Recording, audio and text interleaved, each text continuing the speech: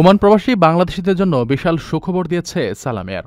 যারা ওমান থেকে বাংলাদেশ অথবা ভারতে ভ্রমণের পরিকল্পনা করছেন তাদের জন্য এই এয়ারলাইন্স একটি বিশেষ অফার ঘোষণা করেছে। এই অফার অনুযায়ী ওমানের মাস্কাট থেকে ভারতের যাত্রীদের জন্য সর্বনিম্ন টিকিটের মূল্য শুরু হচ্ছে 19.99 ওমানি রিয়াল থেকে।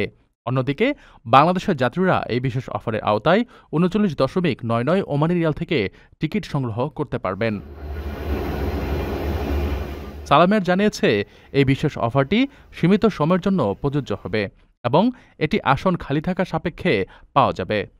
এছাড়াও টিকিটের দাম ভ্রমণের তারিখের উপর নির্ভর করে পরিবর্তিত হতে পারে।